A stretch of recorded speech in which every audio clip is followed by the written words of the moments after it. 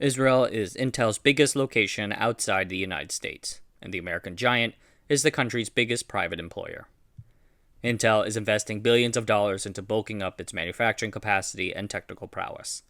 Israel hosts one of the company's few leading-edge fabs outside the United States and plays a crucial role in their new corporate strategy. In this video, we're going to look at how tiny Israel came to be so important to the semiconductor giant. But first, let me talk about the Asianometry newsletter. If you subscribe to the channel, you should also sign up to the newsletter. Read the full scripts to older videos, and I'll add extra commentary after the fact. There's also newsletter exclusives. You can find the link to the newsletter in the video description below, or you can just go to asianometry.com. As of right now, you can expect a new newsletter every Thursday at 1 a.m. Taiwan time. I have been afraid of doing this video for a long time. I am aware that the country of Israel and its people are involved in some controversial issues, as well as more than a few groundless conspiracy theories. This video is going to focus on Intel Israel. I'm not really going to address or discuss the country's other situations.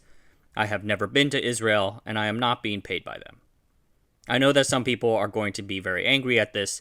Their feelings may be justified or not, but I ask that you all be civil in the comments section. Let's start with a brief overview of the country's economic history. The State of Israel was founded in 1948 in the midst of war. After the ceasefire agreements were signed in 1949, the country received nearly 600,000 immigrants.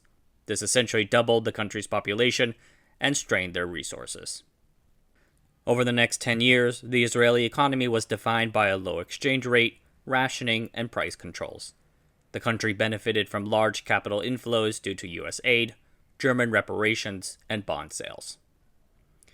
At this point, the government maintained a protectionist economic policy. Like many other developing countries, they focused on developing a domestic textile industry capable of substituting their imports. At the same time, they subsidized the exports of goods like citrus fruits and cut diamonds to collect foreign currency. Cut diamonds remain a big part of the Israeli export portfolio. Very slowly over time, the government liberalized the economy, they lifted trade protections, and gradually stopped managing the currency. The Arab-Israel conflict has deep historical roots, but it especially escalated in the 1960s and continues to this day, though its intensity declined in the 1990s. The conflict forced the Israeli government to dedicate a large portion of its economic budget to defense. At its height during the Yom Kippur War of 1973, the Israeli defense budget made up 30% of the country's GNP. Throughout the 1980s and 1990s, the government decreased its involvement in the economy. They also started traditional social welfare programs like healthcare, old age pensions, and unemployment benefits. The 1990s also saw the flowering of the country's high-tech industry. The country's close ties to the United States allowed for its people to identify and fill gaps in the market. Israeli companies have ready access to American capital. Furthermore, they have successfully adopted its venture capital model to create a mini Silicon Valley of small startups.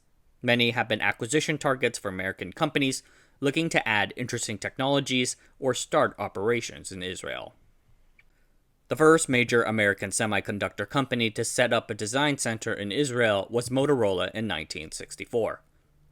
That center developed some of the company's most famous chips, like the 68030, used in the Macintosh 2 and NeXT Cube.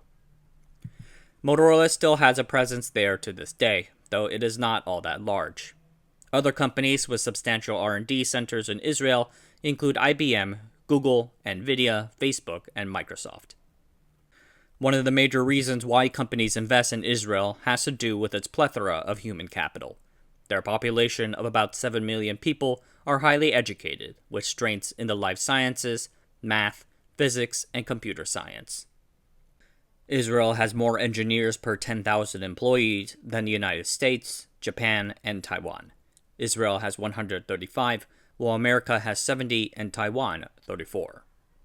Note that this statistic is self-reported by the Israelis, so of course take it with a grain of salt. But the main point is clear. Lots of smart, educated people. This well of human capital draws from three significant demographic and economic trends. The first trend goes back to the military. Israeli society is partly defined by its porous boundaries between the civilian and military spheres. The Israeli army regularly taps the civilian sector for resources and new skills. All Israeli youth have compulsory military service. There, the army tries to identify technically talented youth early and nurture their competencies.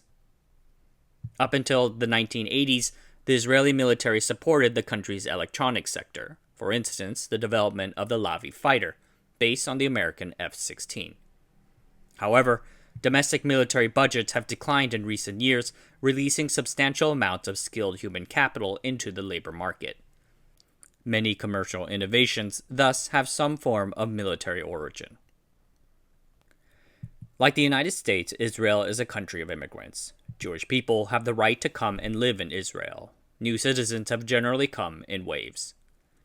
The first wave of Israeli immigration at the end of the 1940s was quite significant. However, the biggest and most valuable wave of Israeli immigrants would be the ones coming after the collapse of the Soviet Union in the 1990s. From 1990 to 2000, more than 1 million people came to Israel. The country's population increased by 20%. Furthermore, 60% of those people were university educated, and the country doubled its population of engineers and doctors. 24% of Israelis have university degrees, and 12% of the workforce have advanced degrees. Israel hosts 7 major universities, all of them are world-class research institutions. The computer science department at the Technion Israel Institute of Technology is one of the largest in the world. It is not enough to just make new discoveries. You also have to successfully commercialize them too. Each university has a transfer of technology office that patents and commercializes university research. Stanford and MIT have similar offices. These universities play a big role in fostering Israel's high-tech economy, but they also have a much more direct role in founding Intel Israel. In 1974, a senior researcher at Intel, and I'm going to butcher this poor man's name, Dov Froman, decided to return to Israel to accept a professorship at the Hebrew University in Jerusalem. He had left Israel in the 1960s to get a PhD in electrical engineering, but long wanted to return. Froman is a very early Intel employee and the inventor of the erasable programmable read-only memory, EEPROM. Before Intel became a microprocessing giant, the company manufactured memory. EEPROM was its most profitable product well into the 1980s. Thus, the company did not want to lose him, so they decided to spend about $300,000 in 1974 dollars to open its first overseas design and development center outside the United States. This center was located in Haifa. Intel Israel chose to establish in Haifa mainly because of the presence of the Technion Israel Institute of Technology. Haifa, however, was far from the country's big urban centers, Tel Aviv and Jerusalem, which made recruitment a bit of a challenge. Later on, Intel Israel would expand to cover much of the country. Froman served as Intel Israel's first general manager. They had 5 engineers and started with small, relatively insignificant projects. This overseas design center turned out to be very successful. They were quickly tasked with designing very complex chips. For instance, Intel Israel was assigned the task of implementing the design of the Intel 8087 in 1980, notable for its math coprocessing. Notably, Intel Israel continued running even during a series of Scud missile attacks during the first Gulf War in 1990. Some 80 to 85% of the employees showed up to work despite the threat of missiles. Admittedly, the actual risk of someone getting hurt was relatively low, but it helped send a message to upper management back home that the division delivered regardless of geopolitical risk.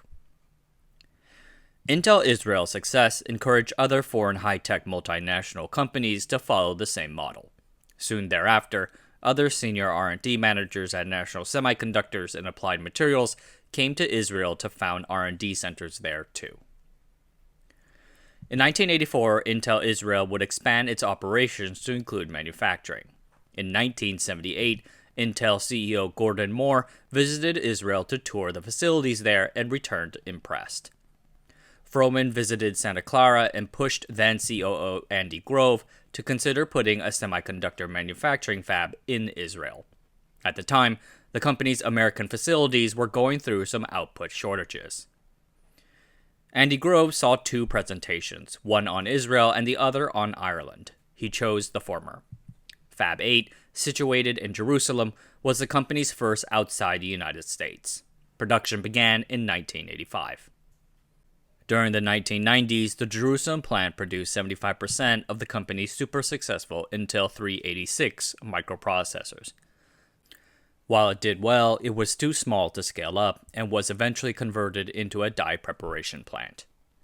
By then, Intel had expanded its manufacturing facilities to the southern city of Kiryat Gat.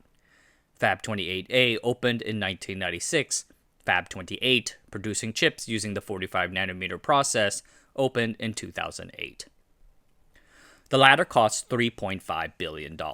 Like is so often the case in the semiconductor industry, Intel negotiated a $525 million encouragement investment from the government to help seal the deal.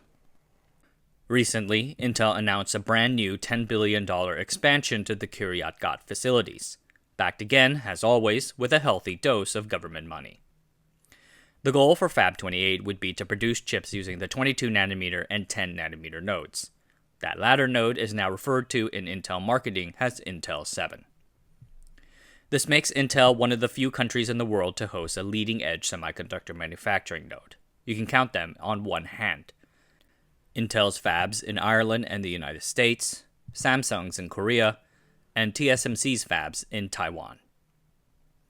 In March 2017, Intel announced that it would be paying $15 billion to acquire the Israeli company Mobileye. The company provides technology for self-driving cars. They're seen as Intel's bet on the massive future benefits of autonomous vehicles. Despite making relatively little revenue, the company has struck some interesting partnerships with various large companies like Nissan, Volkswagen, and BMW. In recent years, they've been trying to turn their technology into more of a platform, accessible by a variety of system integrators. Intel recently acquired the transit web service MoveIt for $900 million. They then added within it an experimental autonomous taxi service powered by Mobileye. Then in April 2021, they announced a deal in which Mobileye would provide the autonomous drivers for self-driving delivery vehicles. Acquisitions like that of Intel and Mobileye have been an underrated entry point for expanding a multinational's presence in Israel. Few countries are so open to having some of their best acquired by foreigners. Today, the division employs some 10,200 people. In 2020, it produced some $8 billion USD for the company.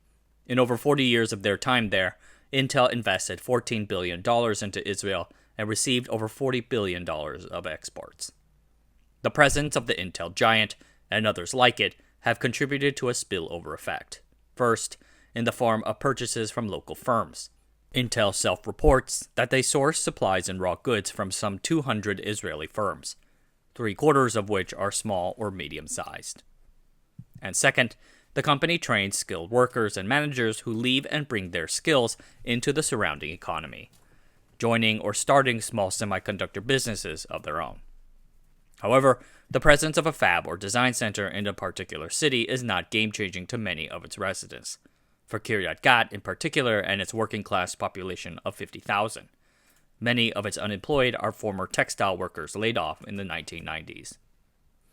In the mid-2000s, when Intel was building their $4 billion Fab 28, one might expect massive trickle-down effects on the surrounding population. But most of those billions went into capital expenses for fabrication hardware. The nature of modern semiconductor manufacturing means that much of the process is automated. Much of its technicians are from out of town.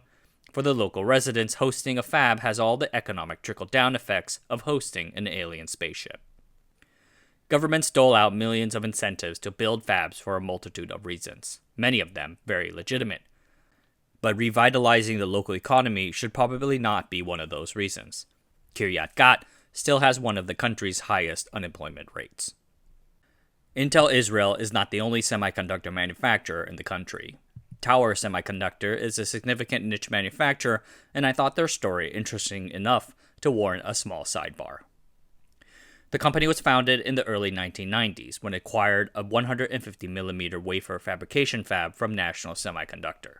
They went public on the NYSE in 1994 and have since then added facilities in Japan and the United States. In 2020, they cleared over $1 billion in annual revenues. Their fabs are nowhere near the leading edge, but their specialization in niche products like optical transceivers and mobile radio frequency chips keeps them in business. In a previous video, I discussed SkyWater Technologies in the United States.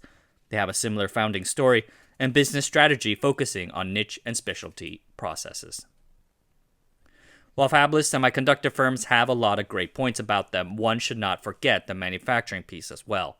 Over time, that has shrunken, even in high-tech Israel. Most recently, Micron, the memory maker, sold their chip-making facility to Intel in 2013.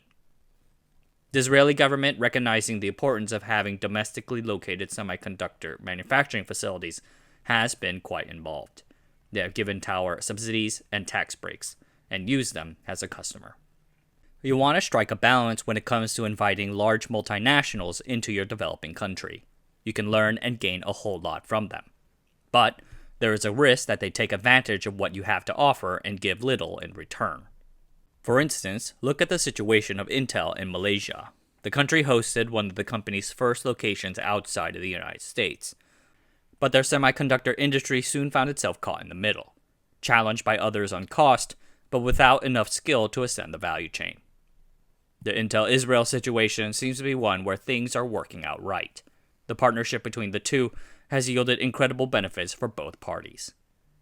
The key difference between Intel in Malaysia and Intel in Israel seems to have to do with the activities being offshored.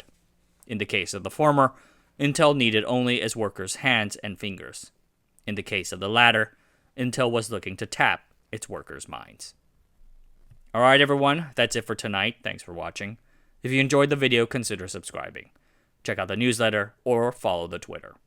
Want to send me an email? Drop me a line at john@asianometry.com. I love reading your emails. Introduce yourself, suggest a topic, or more. Until next time, I'll see you guys later.